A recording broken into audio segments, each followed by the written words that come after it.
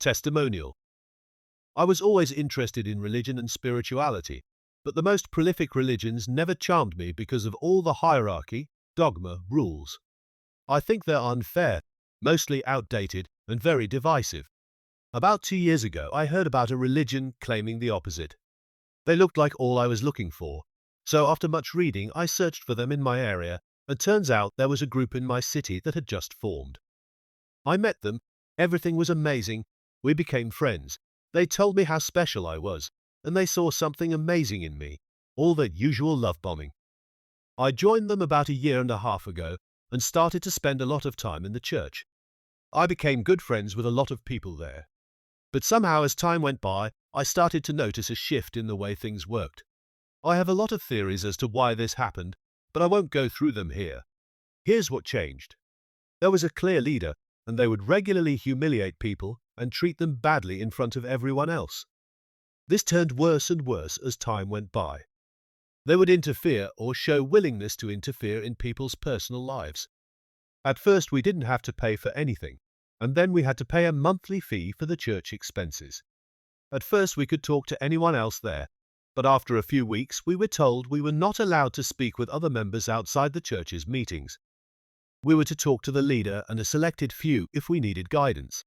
We were supposed to be free to leave whenever you wanted to, but when some of us did that, we were humiliated once again. We were not allowed to speak to the ones leaving, and they were constantly referred to as stupid, ignorant, or rejected by God Himself. I started to get very nervous about going to the church, and all the joy I felt from feeling closer to God vanished. I thought about how to leave for weeks. I still don't know if I'm off the hook, and I have an eerie feeling something terrible will happen to me. I know this is not true, but I can't shake that off. So I read about cults and watch documentaries trying to get strong enough to resist. I also read some testimonies here to gather inspiration. I believe this is a newborn cult, and I also believe all the rules will become more and more cruel and unfair. I left 3 weeks ago. I told them I needed to move due to work, and I went to my parents. They told me I should change jobs, made me feel the absolute worst human being for abandoning them. When I was driving home, I thought a tree would fall on my car, or there would be a crash and I would die. Some of you have shared way worse stories than mine. And I think when most people imagine cults, immediately remember the most infamous cases, which ended in death and horror. My story is not as dramatic. At least right now it isn't. But I thought maybe I should share for that very reason. I ignored the red flags for a long time because I would think of them as minor and refused to see the bigger picture. These organizations are insidious, and they can start as something looking rather normal. They take advantage of your will to believe in something good that makes you whole, just to take everything they can from you. I lost a lot of friends and I feel bad for them, but I think I shouldn't reach out or even text because they don't want to let go, and I would just cause more drama and ultimately cause more problems for myself and less solutions for them. I need to work on myself because even if just for a while the church was my life, I failed a lot of friends outside the church, and my next move is to apologize to them. Stories from my experience testimonial. Every summer, we would go up north to the camp for a week. As this camp, families stayed in small little cabins with no electricity unless you brought your own and no water. Restrooms are large buildings with unfinished ceilings where bugs will drop on you in the showers or on the toilet. The whole facilities are filthy. Twice a day, everyone is separated by age group and are sent to large outdoor tents where a pastor preaches about how we are the chosen group. The apocalypse is near. Everyone sins, and that sin is keeping them from God. These speakers are practically yelling the whole time as well. And once a kid has a breakdown from the conditions and mental abuse, a second pastor or youth director will take them aside and talk about how the Spirit is talking to them and calling them to the church, and people will come away from these breakdowns utterly convinced that they have been called by the Lord. As kids, we would go to these camps multiple times during the year, and during the winter camps, there's one game we would always play.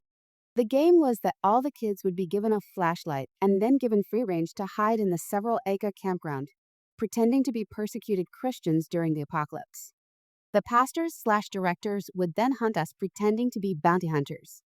One year, a girl went missing during this game, and instead of calling the police, the people in charge had all of the kids. We were in middle school at the time. Do a full, basically body search of the camp and to dredge the lake before finally calling police. I remember me and my friend at the time going door to door among these abandoned cabins looking for what we thought was going to be a body. Apocalypse prepping is huge in the cult. Children are taught how to survive and memorize large chunks of the Bible in case all Bibles are one day destroyed. God came before everything. A lesson I learned early on, I was actually directly told this during a lesson about Abraham, was that if your parents thought that God had asked them to unalive you, they would. And that if God asked you to do anything, you should also obey over all else.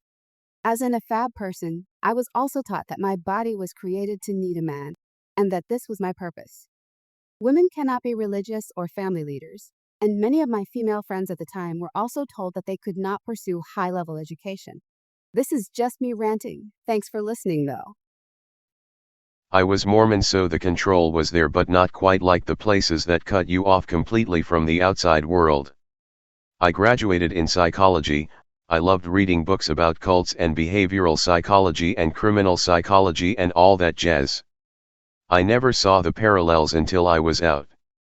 It's weird when you grow up in a cult because you don't know any different, and I live in Utah where most the population is Mormon, so it doesn't feel like it's abnormal. I was indoctrinated my whole life, so I didn't see that it was weird that my church professed to be the only church with the whole truth and the only church that had X, Y, and Z. I was actually pretty adamant that I wasn't in a cult because I wasn't cut off from the world, and not every family would cut off their child if they left the religion, and those are the only real signs of a cult, right? I didn't really look that far into the bite model or anything. I just thought cults isolated you, shunned people when they left, and I knew I wouldn't shun someone for leaving. Most my friends were not members, and we aren't a crazy small group, and nothing we believed seemed abnormal because most the people around me were Mormon. My husband and I watched the Twin Flames documentary the other day, and he kept saying things like how could they fall for that or believe that, and I just kept thinking, we did. I know we were raised in it, so it's slightly different that way, but we believed things and did things that made us uncomfortable. We made excuses and justified our beliefs. Again, I know most of my cult experience is that I was raised in it and indoctrinated from the time I was born. Looking back, I realize my parents converted because they were in hard times in their lives. My mom's dad just died young and my dad moved away for college, and my mom needed an answer on life after death, and my dad was at BYU because that's where his sister was. I don't blame them for falling for it, and to their credit they have not cut me off for leaving. We have a very superficial relationship now though. I honestly didn't believe I was in a cult until I left. Looking back, I can see it, but I absolutely did not see it before. They framed the information control as anti-Mormon literature, which it wasn't. It was the truth, but I didn't know that because I only read from church-approved sources. They framed people thinking we were a cult as persecution, which is common in religion, but I didn't realize that it wasn't because we were Christian but because of the other things our religion involved, the temple ceremony, etc. They had the word of wisdom, which was a chapter of scripture that told us not to drink coffee or alcohol or smoke tobacco, which was like, okay, those things aren't great anyway, so I didn't look into it. I didn't realize that the early prophets did have those things. My family is still very in, but they don't want to leave. It's common for Mormons to say, even if it isn't true, it's a good way to live. They don't see the harm the church does because those things are just anti-Mormon or persecution, or they simply don't care about other people. My family is all pretty anti-LGBTQ+, so they don't care about the harm the church does to that population. They don't realize the harm the teachings cause to their children because they were raised and married in the church and don't know anything else. I hope more of my family gets out, but I don't think any of my direct siblings will. I do have hope for a few of my nieces and nephews though.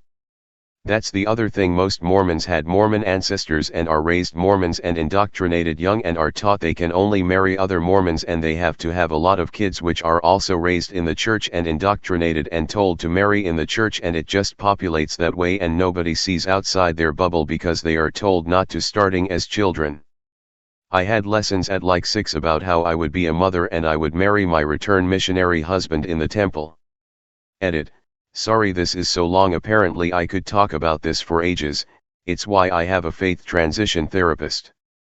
Feel free to message me if you have any questions. Thank you for watching Yeske. Subscribe to our channel for more interesting stories and content.